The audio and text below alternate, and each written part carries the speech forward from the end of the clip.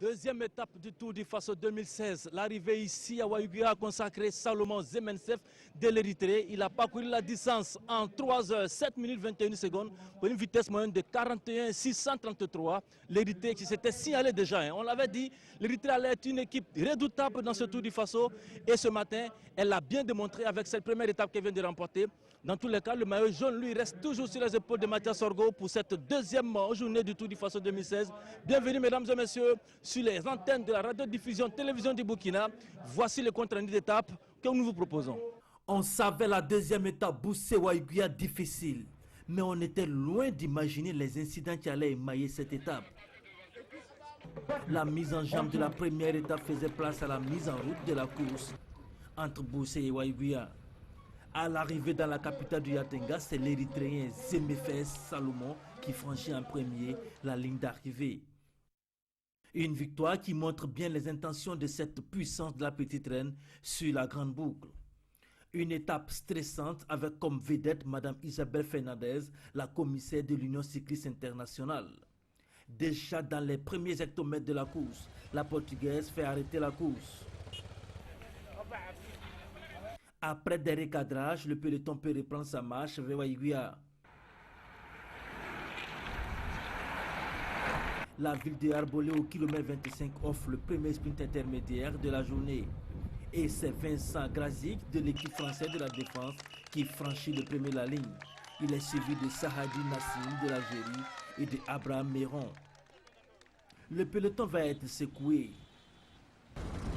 Des tentatives d'échapper vont se succéder, mais à chaque fois la réaction du peloton sera sans équivoque. Aucun fuyard ne doit prendre la clé des champs. Au sprint intermédiaire de Yako, Salif Yerbanga de l'équipe nationale du Burkina est le premier sur la ligne. Suivent Léander Cheus de la Hollande et Seydou Bamogo de l'équipe du Burkina. La caravane met le cap sur Goursi à présent. À 1 km de la capitale du Zondoma, nouvel incident dans la course. La commissaire détecte des irrégularités. Abdoulaye Ramba court avec des oreillettes, ce qui est interdit. Verdict, elle exclut de la compétition le coureur burkinabé. Le capitaine venu demander la clémence de la commissaire et a surtout mis out. La caravane repartira sans les deux coureurs. L'arrivée à Waïguia sera groupée. Tous les prétendants sont au rendez-vous et c'est Zemefes Salomon qui est le plus rapide. Une première étape qui vient confirmer les intentions de ce pays sur le tour. Je me sens bien depuis mon arrivée ici au Burkina. L'étape d'hier a été difficile pour toute mon équipe. Aujourd'hui, j'avais les jambes et je savais que je pouvais faire quelque chose de bien. Nous avons pour objectif de repartir avec le maillot jaune et nous travaillerons pour cela. Seydou Bamogo reste en rose pour les points chauds. L'Algérien Nassim Saadi porte le maillot vert total au point. Mathias Sorgo pour la deuxième fois dormira lui avec la tunique jaune. On a du port au collant de l'OE. Mesdames, messieurs, le maillot. Mesdames, messieurs, puisque à chaque fois, mesdames, messieurs, je suis appelé Ismaël Roy, nous vous remercions. Quel loisir, joyeux anniversaire encore une fois. C'est les cette façon. Nous vous remercions. Alors, maillot de l'équité. Soit bien nourri, quand c'est de venir avant la course qui est sur la place de la après, le maillot vert par point, par les papiers. Et j'ai région de s'installer. Allez, regardez le sourire de Sorgo Mathias. Voilà, nous vous remercions.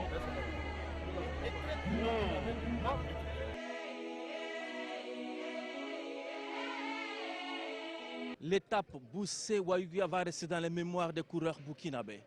À coup sûr, deux arrêts que la commissaire UCI a dû imposer pour régler un peu certaines choses. Parce que soit dit en passant, elle a estimé que la caravane manquait de discipline. Et d'ailleurs, dans ces arrêts, deux coureurs burkinabés ont payé les plus chers. Il s'agit de Amidou Yamego et de Abdoulaye Ramba qui doivent désormais suivre la course à partir des véhicules. On peut vérifier des oreillettes pour tout le monde. Ça tombe pas. On peut vérifier? Oui. On peut vérifier des oreillettes pour tout le monde. Oreillettes. Pardon. Hey! Oui. Maison. Qui? Maison, toi. Tu connais Mison? Je connais. Toi, maison. Tu connais Mison? Amidou. Tu connais Mison? Maison. Tu connais Mison, non? Maison. Tu connais Mison? Maison. Amidou. Tu connais Mison? Amidou, quel ouais? Tu connais Mison, non? Quel est? Dominique. Maison. Qui? Tu connais? Maison. Le 6, c'est le quoi? Je ne vous ai pas compris. Je ne veux pas savoir. Il est mal éduqué. Avec moi, personne ne parle comme ça. Je ne suis pas sa maman. Oui, c'est vrai, mais il vous a pas. Je veux pas Ils ne comprennent savoir. pas tous le français. Non, mais je veux savoir. c'est mauvais comportement envers les 111 maisons. Le 6 pour Oreillette, le 111, non, le 111 pour Oreillette, le 6 pour comportement incorrect avec un commissaire. Ouais, arrêtez avec ça. Sorry. Non. I ask you for not leave the place.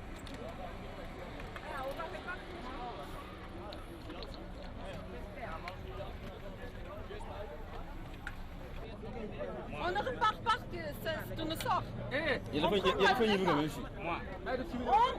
La course ne reprenne pas si tu ne sors pas. On a arrêté la course à cause de toi. C'est clair pour toi? Non? Alors tu vas à la maison.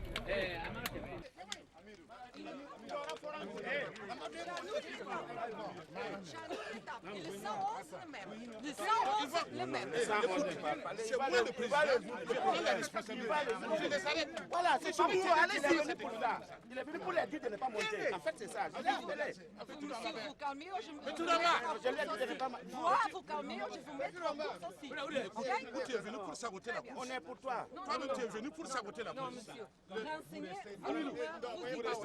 Il va rester. Toi-même, tu n'as pas te respecter. Tu n'as pas à les traiter de mal éduqués. C'est pas toi qui les as mis au monde. Tu n'as pas mis au monde les enfants. Tu ne peux pas les traiter de mal éduqués. Ne prenez pas le départ. Que tout le monde l'écoute bien, même la sécurité. Vous vous en doutez, hein, des faits qui ont suscité des réactions de part et d'autre. Nous vous proposons les réactions du président de la Fédération burkinabé de cyclisme, les réactions du directeur technique national Martin Savadogo et bien entendu du maillot jaune de ce tour actuellement. Il s'agit de Mathias Sargo qui réagissent tous sur les incidents de ce matin. L'objectif est accompli, oui, mais avec pas mal de soucis. Voilà, il faut réellement reconnaître que la course de jeudi a été très difficile pour nous, pour moi et pour mes coéquipiers. Parce que la dame, le commissaire de course a suspendu deux Burkinabés, le capitaine et puis Ramba Abdoulaye, qui sont des éléments très importants pour l'effectif burkinabé. Mais c'est comme j'ai dit, on ne va pas se laisser abattre par ça. On va essayer de garder le moral et puis ce soir essayer de se voir avec les encadreurs, voilà, comment on va essayer de travailler pour les étapes à venir, pour garder le maillot jaune. Alors, on a vu se poser la question, à qui la faute pour la suspension de ces deux coureurs-là? Oh, réellement, je ne sais pas, parce que moi j'étais devant. Voilà. Donc, elle dit que Ramba Abdoulaye a utilisé un micro pour communiquer avec le directeur sportif que ces choses interdites. Amidou, il essaie de se justifier et puis la dame le suspend aussi. Voilà, donc, mais je pense qu'après la cérémonie, en tout cas, j'aurai plus de renseignements sur ce qui s'est passé. Alors, mais en tout cas, je tiens également à remercier les coéquipiers qui ont fait un travail formidable depuis le début de l'étape jusqu'à l'arrivée finale à Ouaïgué ici. Et je dois dire que c'est des sanctions qui doivent attirer l'attention des cyclistes burkinabés, des dirigeants burkinabés. La dame, personnellement, je la connais. Et il a officié les championnats d'Afrique au niveau de l'Afrique du Sud. Ensuite aussi à Missa Bongo, là où se trouvaient les professionnels, et là où il a aussi appliqué les règlements. Et je crois que les sanctions ici, il nous a amené à une course très haute en matière d'application des règlements. Et c'est là que je peux dire que c'est une leçon et qui donne à tout le monde, parce que même un geste peut faire, si vous arrivez au niveau de la Missa Bongo, un geste peut par exemple tout de suite là, te mettre hors course, ou il peut par exemple donner un avertissement, parce que l'appréciation revient au commissaire ou au président du jury. C'est le patron de la course. Voilà. Donc, il doit appliquer les règlements, il va appliquer les règlements. C'est ça qui a joué sur... Ah oui, ça a joué. Parce que nous étions, la course, elle a fauché la stratégie de la course. Hein. Elle a fauché carrément la stratégie de la course. Et moi, où je refuse, elle n'a pas à traiter les Burkinabés d'indisciplinés, de mal éduqués. Je dis bien, elle a bien dit, elle a bien prononcé que les Burkinabés sont mal éduqués. Alors non, elle n'a pas à insulter le peuple burkinabé. C'est pas normal, c'est pas juste.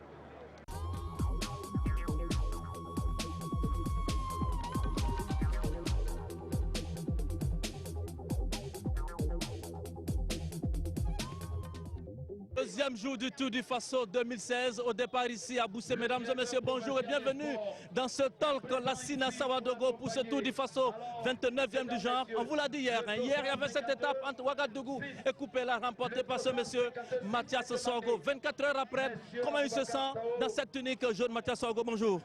Bonjour. Dans quel état d'esprit vous vous trouvez après 24 heures après avoir porté ce maillot jaune?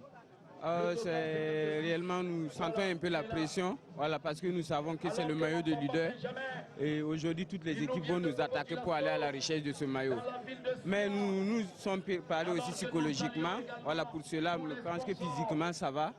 On va donner le meilleur de nous-mêmes et puis essayer de conserver le maillot. Alors, on se pose la question, est-ce que c'est bon de prendre le maillot à la première étape, mais il fallait attendre un peu pour pouvoir ne pas être chassé, comme vous le dites? D'abord, c'est vrai que c'est en prenant le maillot à la première étape, on a eu un gros boulot à faire, mais je pense qu'il n'y a pas un moment pour prendre le maillot. Si vous avez la possibilité, vous le prenez et puis vous faites un travail d'équipe comme il se doit. Et si réellement vous faites le travail d'équipe, ça va payer, vous allez toujours garder le maillot. Mais je pense qu'avec les coéquipiers, on va se battre pour cela. Et chacun est conscient que toute la population burkinabé a besoin de ce maillot. Voilà, que ce soit au niveau du ministère, au niveau de la fédération, même la population a besoin du maillot. Donc on va se battre réellement pour ça. Alors, quelles sont les équipes déjà que vous avez à l'œil pour la charge de ce maillot? C'est surtout les Français qui sont classés à la deuxième position, à 4 secondes du maillot. Vous savez que 4 secondes, ce n'est rien.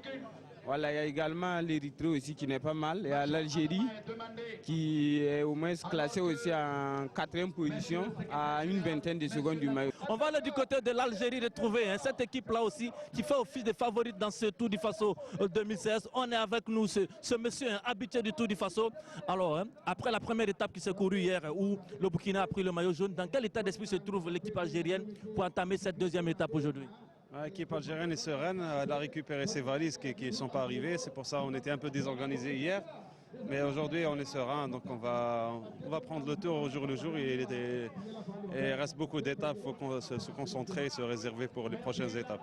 Alors on a dit que l'équipe algérienne est favorite à ce Tour du Faso. Il y a aussi l'Érythrée, il y a le Burkina Faso, il y a ces équipes aussi de la France. Est-ce que l'Algérie est capable de repartir avec la tunique jaune du Tour du Faso 2016? On ne sait pas encore, on ne sait pas l'état de forme des autres. Même le Burkina Faso, c'est le premier favori parce qu'il connaît ses routes. Il y a aussi l'Érythrée, il y a les Français. Le Maroc n'est pas présent. Mais bon, comme j'ai dit, on va prendre le tour au jour le jour et saisir les opportunités. Et voilà. On vous l'a dit, l'équipe de la défense venue de la France fait partie des favoris de ce Tour du Faso. Nous avons avec nous ce garçon, c'est un visage bien connu du Tour du Faso, il est là. Ils vont tenter le tout pour le tout pour arracher cette tunique jaune ici que porte pour le moment Mathias Sorgo. Alors après la première étape, dans quel état d'esprit on se retrouve? Avec Grégor qui est deuxième maintenant en général, c'est vrai qu'on est satisfait déjà de la première journée parce que pour nous Européens, c'est la chaleur. Et ici à Ouaga, on a vu que la chaleur était aussi est présente et donc on a passé au mieux la première journée et on va voir au fur et à mesure des étapes qui se découlent comment la forme va arriver. Ouais. Est-ce qu'on est déjà au niveau de l'équipe de la défense, on pense que c'est possible de repartir avec le maillot jaune? Quand on est coureur, c'est toujours possible, de faire quelque chose de bien sur le général. Et il faut toujours penser qu'on peut obtenir la première place. Maintenant, les Burkinabés nous ont fait voir qu'ils étaient très forts, donc ça va être difficile, mais on va essayer de faire notre maximum. Et puis aujourd'hui, on le sait, on devait pouvoir chanter « Joyeux anniversaire, joyeux anniversaire, joyeux anniversaire, joyeux anniversaire ». C'est particulier pour vous aujourd'hui? Bah oui, je vieillis. Donc ça me fait... Ouais, je suis content de vieillir au Burkina. Ça me fait un cadeau d'anniversaire déjà, d'être à la deuxième étape. Ce serait important d'arriver à Ouaga aussi, comme ça, avec l'anniversaire en plus, comme cadeau. En cadeau, ouais, ça serait bien une victoire, on verra. C'est tout pour le journal spécial Tour du Faso ici à Ouagadougou, a remporté, on le rappelle, par l'Érythréen Salomon Zemmefe. Demain, l'étape Goursi-Zianré, distance 171 km 500. Attention, Mathias Sorgo, lui sera toujours en jaune demain. Le meilleur des Africains.